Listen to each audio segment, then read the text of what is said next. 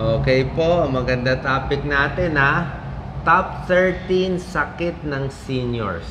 Sakit ng edad. 40 pataas, 50 pataas. Hindi natin alam kailan darating tong 13 na sakit. Pero pag aware tayo dito sa 13, mas maganda buhay natin, mas hahaba ang buhay natin. Bantayan nyo itong mga number 6, number 11, number 13.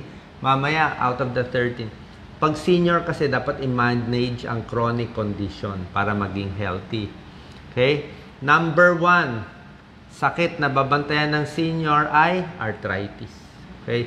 Yan ang pinaka most common problem. Ayon sa US CDC, 50% ng senior may arthritis.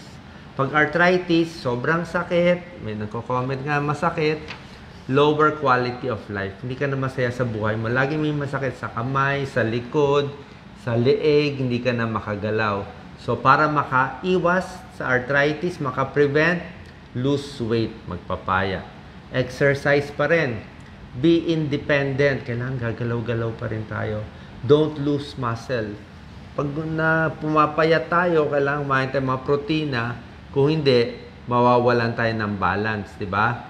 So, sa senior, kailangan ng stretching, kailangan ng therapy, kailangan ang massage. Isa rin, para iwas sa arthritis, sakit sa likod, sakit sa tuhod, kailangan po ng rubber shoes. Mag-invest tayo sa magandang rubber shoes. Mas gusto ko magandang rubber shoes nyo para mas stable, hindi matutumba kahit may arthritis. At pag naglalakad tayo, hindi matatagtag ang tuhod, hindi mapupudpud ang tuhod, ang balakang. Hayaan mo na yung rubber shoes mapudpud. Lalo na kung overweight kayo. Iingat din po tayo sa painkiller. Diba? Yung iba, konting sakit lang. Ibuprofen, mefenamic acid, baka makasira ng kidneys, makasira din ng tiyan. Okay? At check up para iwas arthritis. Doc Lisa. Yes, maraming klase po ng arthritis, daan-daan po. Pero kahit sa ganon, ituloy po natin yung pag-exercise natin. Halimbawa po yung mga paglalakad. Kailangan pa rin po yan. Exercise tsaka stretching, lalo na bago gumalaw-galaw sa bahay, bago gumawa ng mga trabahong bahay. Tapos wag pong ihihinto yung mga gawaing bahay.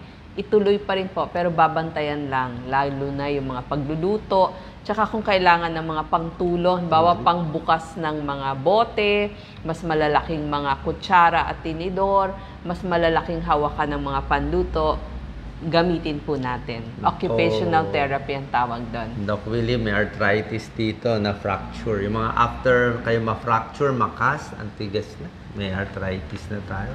So, ang arthritis, ang number 1 most common problem. Number 1. Pero hindi siya nakakamatay.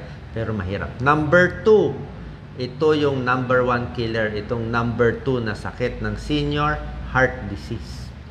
Heart disease affects 37% ng senior at 26% ng kababaihan. Okay? Bakit nagkakasakit sa puso? Konektado yan sa high blood, sa high cholesterol, di ba? Meron kayo nito, aabot sa heart disease.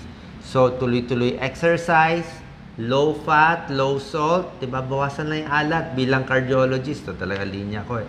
Matutulog, maigi. Kailangan natin ng check-up, heart check-up, ECG, 2D echo, at kailangan ng maintenance medicine kung mayroon na kayong high blood at high cholesterol. Bawasan din ang stress. Yes, pag may sakit po tayo sa puso, kailangan po iniinom yung maintenance. Tapos, kung pwede, nakapag-visit kayo kahit once sa inyong cardiologist para tama yung gamutan. Okay. Number 3, ito kasama to sa top 3 killer, cancer. Okay, mag-iingat tayong cancer, lalo na ang senior. Ang senior, 28% ng lalaki pwede magka-cancer pag senior. 21% ng babae pag lalaki, usually lung cancer, colon cancer, prostate cancer sa babae, breast cancer, cervical cancer. Para makaiwas sa cancer, kailangan cancer screening, check up. Sa babae, mammogram, sa lalaki, prostate check up. May colonoscopy para sa colon cancer. Titingnan din yung balat for skin cancer. Tapos meron ako mga tips, yung 9 warning signs ng cancer. Yung pag may dumudugo, nagbabago yung dumi, ingatan natin. Para makaiwas sa cancer, tigil sigarilyo. Yan talaga, tigil nyo na. Basta follower ko, wala na naninigarilyo. Diba? Sayang buhay natin. Bawas na rin alak. Ako, hindi na uminom ng alak. Alak is liver disease, liver cancer. Yung mga fatty foods, matataba, nakakataas ng risk ng breast cancer. Doc Lisa, mahilig tayo sa lechon. Burnt food, sunog na pagkain. Huwag kainin yung sunog, cancerous yun. Diba? Processed meat, lalo na yung mga may preservatives, may nitrites na hotdog, salami na iba. Konting bawas kasi kung marami, pwede rin maging cause ng cancer. Increase your fruits and vegetables, yung mga carrot, yung mga shake, maganda yan para makabawas sa cancer. Number 4, sakit ng senior. Hindi naman senior, kahit 40, 50s, babantayan na to. Respiratory disease. Sakit sa baga tulad ng COPD, asthma, bronchitis. Yan. 10% ng senior meron na sakit sa baga. At pag may sakit na sa baga, mabilis tamaan ng infeksyon. Pwede yung mga lung function test para makita yung lakas ng hinga. Tingnan ba, hinihingal na ba kayo? Hinahapo na? Tigil sigarilyo, iwas air pollution. Okay? Pwedeng tumira sa probinsya, swerte na sa probinsya. Wag lang nagsisiga. Yung bahay natin, kung pwedeng malayo sa busy road, sa mga main road, yung alikabok, yung usok, nakakasira ng baga. Pwede rin ang flu vaccine and pneumonia vaccine. Doc Lisa? Yes, palakasin po natin ang ating baga. Pwede tayong mag-inhale, exhale bilang lung exercises. Pulmo rehab ang tawag dyan. Napapalakas pa po ang mahinang baga. Okay, ang walking, magandang exercise. Alam nyo, naglalakad, maganda yan sa baga, sa puso, di ba? Lahat yan, pati sa arthritis. Itong 1 to 4, matutulungan ng exercise. Number 5, sakit ng senior, Alzheimer's, ulyanin. Sa Amerika, 11% may Alzheimer's disease. Mahirap ma-diagnose ang Alzheimer's disease. Makakalimutin, hindi makaalala. Pag lumala, hindi na alam kung sino presidente ngayon. Minsan, pati ka mag-anak, hindi na gano'ng kilala. So, pag may Alzheimer's, ulyanin, baka may brain problem, baka may mild stroke, may safety issue. Baka hindi siya makauwi. Diba? Yung self-care, mahirap. Mamaya, maaksidente, mahulog. Napakahirap sa relatives yung may Alzheimer's disease. Kailangan may nag-aalaga. Sa US, sa Home for the Aged, dinadala, Doc Lisa. Number 6, osteoporosis tsaka accident. Yan, nababantayan natin. 1/3 ng senior pwede ma-aksidente, nahuhulog. Siyempre, pag osteoporosis, pag tumatanda, mahina ang buto. Diba? Mas weak na ang bone, konting tumba, fracture. Mahina ang balance ng senior. Yung paningin, malabo, kaya matutumba. Diba? Yung pandinig, yung balance, yung vertigo, diba? Mahina pa nutrition ng senior, kaya mahina. Marami nagkaka-osteoporosis, nakaka-accident. So, dapat maingat yung bahay. Pinaka-common cause sa bahay. Kayo mag-comment, sila lola, sila tatay, si nanay, di ba, nahulog sa banyo dahil basa yung sahig, di ba, na-aksidente. Kaya gusto ko may rubber na nakapatong mat sa banyo. Yung mga rag sa gabi nadapa, di ba, yan ang pag-iingatan natin. Osteoporosis, mga calcium foods, Doc Lisa. Yes, gusto natin. Laging matibay yung inyong buto. Makakamit nyo po yun sa pag-exercise. Tapos yung mga pagkaing mayaman sa calcium, magnesium, phosphorus, vitamin D. So, ito po yung mga itlog, mga milk. Pagsasabayin po natin with exercise tsaka pagkain. Number 7, sakit ng senior, diabetes. Noong nag-aaral ako, 6% pa lang ng Pilipino may diabetes. Ngayon, parang 15% na ba? Sa US, 25% ang diabetic. Sakit ng mga mayayamang bansa. Pero kahit mahirap, mayaman, nagkaka-diabetes. Anong problema sa diabetes? Ang komplikasyon. Pag may diabetes, matagal na diabetes, pwede mag-kidney failure, papuntang dialysis, pwede mabulag kung may diabetes, pwede ma-heart attack, pwede ma-stroke. at may diabetes sa mga lalaki, after 5 years, magiging impotent. Okay? Erectile dysfunction. Di na kaya makipagtalik. Para makaiwas sa diabetes, exercise, bumaba blood sugar, low sugar, bawas sa matatamis. Tubig na lang ang inumin, ha? Low fat foods, damihan ang gulay. Isa pang important tip sa diabetes, ingat sa prutas. O, tama narinig nyo, ingat sa prutas. Ang apple, mansanas, pwede. Kumain kayo. Ang peras, pears, pwede. Strawberries, pwede rin. Ano ang babawasan na prutas? Grapes, sobra tamis, 10 piraso lang. Pakwan, isang hiwa lang. Melon, matamis din yan, mataas. Mabilis magpataas ng blood sugar. Raisin, sobrang taas ng blood sugar mo dyan. Mangga, overripe na mangga, 1 piraso lang.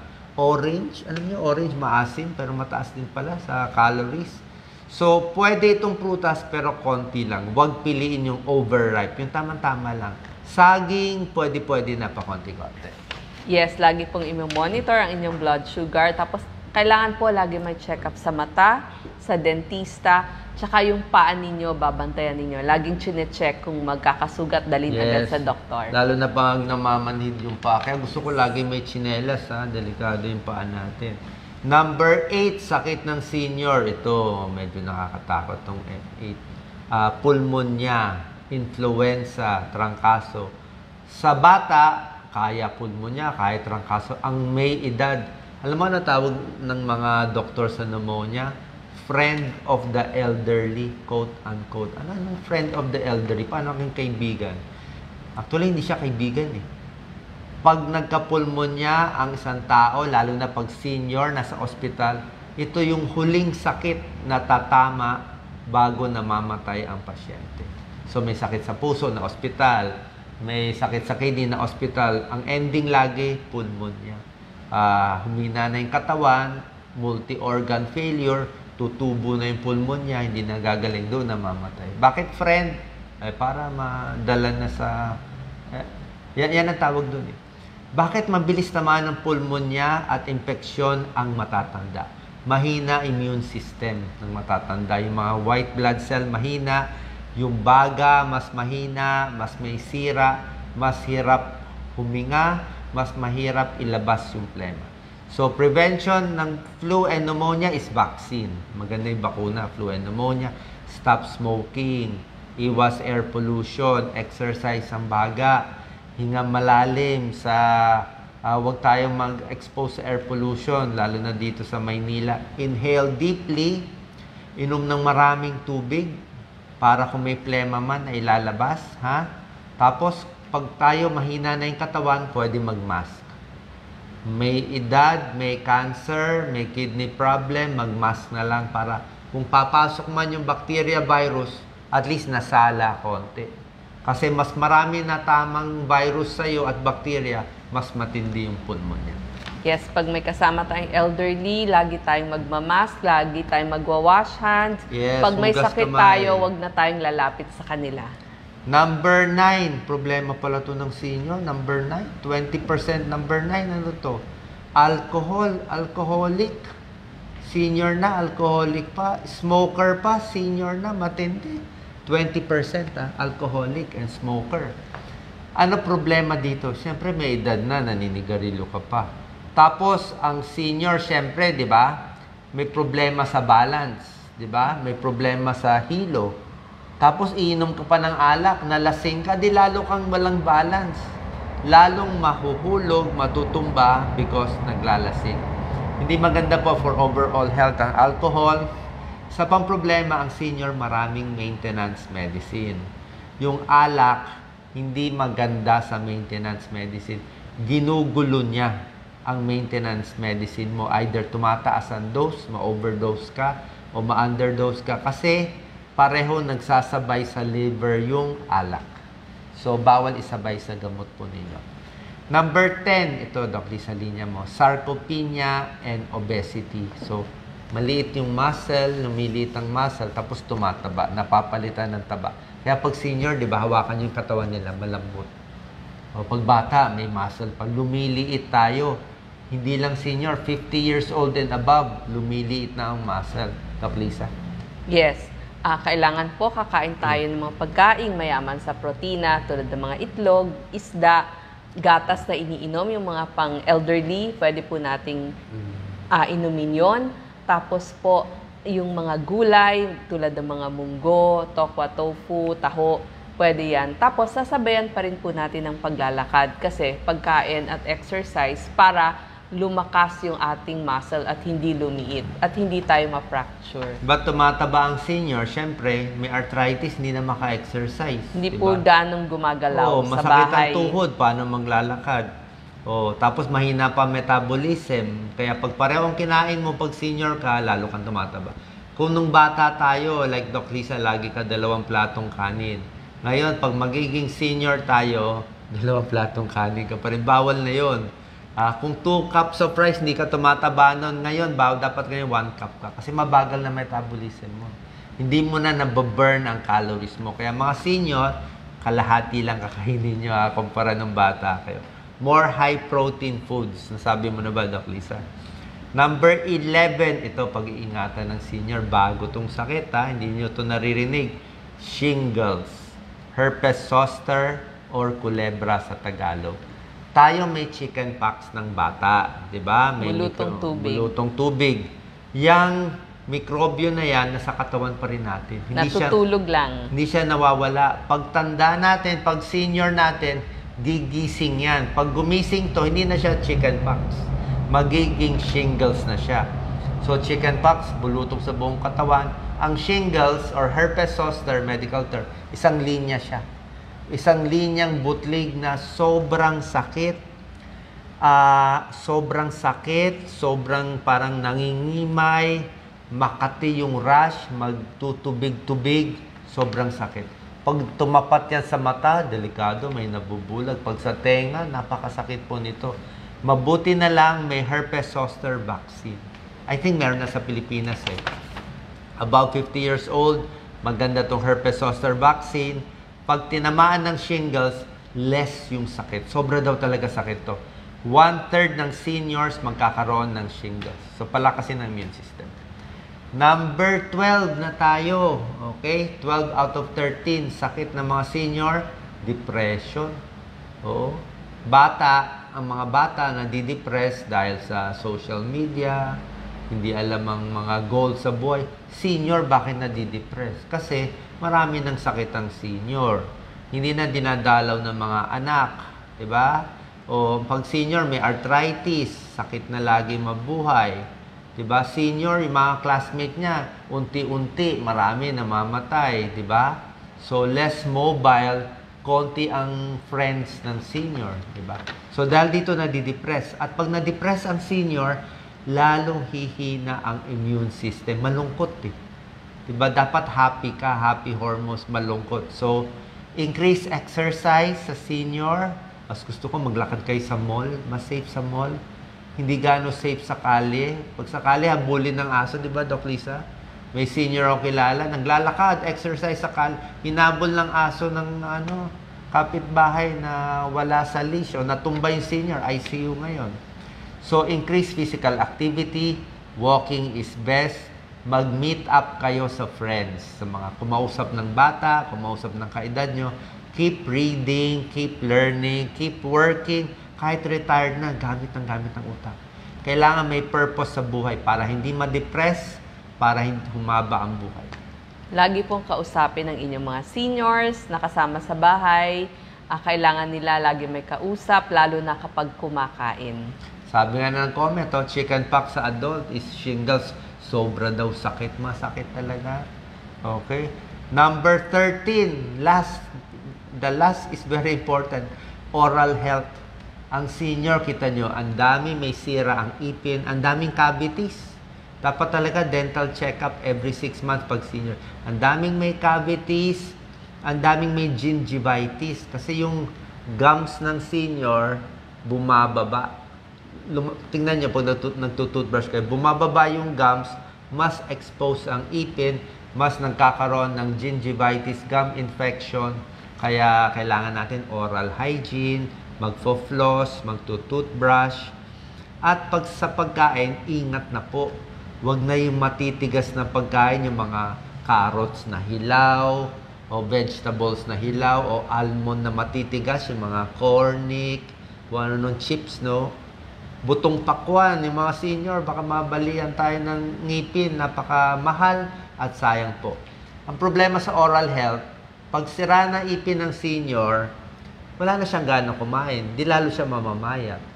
Tapos ang senior pa, mahina pang amoy, di ba? Lahat humihina eh. Puso, baga, mahina pang amoy, hindi niya maamoy yung pagkain. Mahina panlasa, kaya kailangan niya maalat. Hindi na niya malasahan yung masarap eh. At dahil doon, humihina katawan, poor smell, poor taste.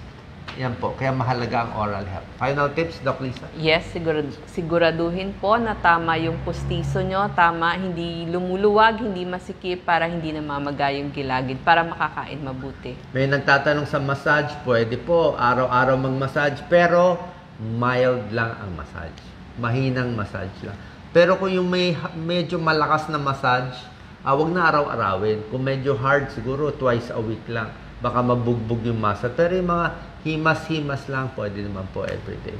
Sana po nakatulong tong video natin. Itong 13 na sakit, babantayan nyo. Anytime pwede dumating to.